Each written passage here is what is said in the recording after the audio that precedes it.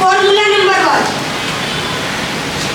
ठीक है, दूसरा होता है कोसेकेंट थीटा, 1/में sin थीटा होता है, और जो सेकेंड थीटा होता है 1/में cos थीटा होता है, और जो cot थीटा होता है 1/में tan थीटा। ठीक है, तो सबसे पहले तुम्हें ये टेबल याद करने से पहले एक लाइन याद करनी है जो कि बहुत ज्यादा जरूरी है। वो लाइन गड़बड़ तो सब कर, मैं यहाँ करवा रिकॉर्डिंग वाले तुम्हें बोले जा रही हूँ। साइन ए एक की जगह थीटा भी हो सकता है, साइन ए एक की जगह अगर 0 हुआ तो साइन 0 की वैल्यू 0 होती है, साइन 0 डिग्री की वैल्यू 0, साइन 30 डिग्री की वैल्यू 1/2, साइन 45 की वैल्यू 1/में,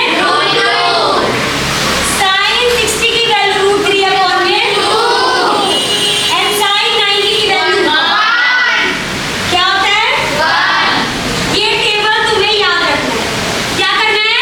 याद रखना है। उसके बाद इसी टेबल का रिवर्स कर दो, इसका उल्टा कर दो।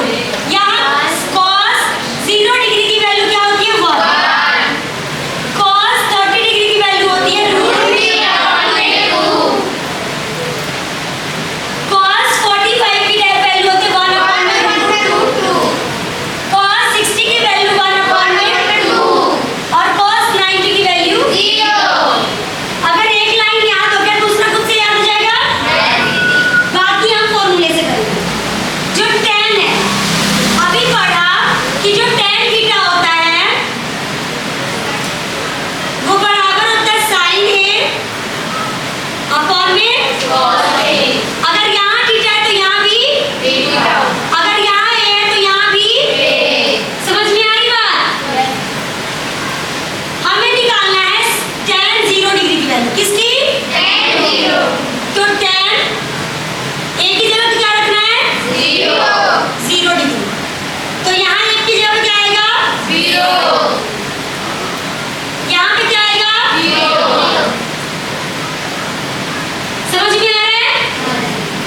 ये tan 0 डिग्री, sin 0 डिग्री की वैल्यू कितनी है 0, cos 0 डिग्री की वैल्यू कितनी है 1।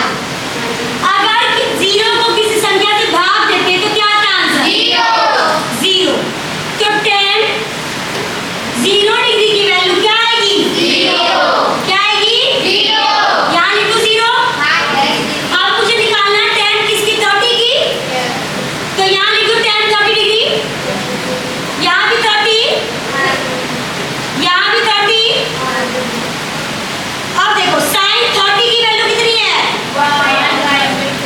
1/2, 1/2, cos 30 की वैल्यू कितनी है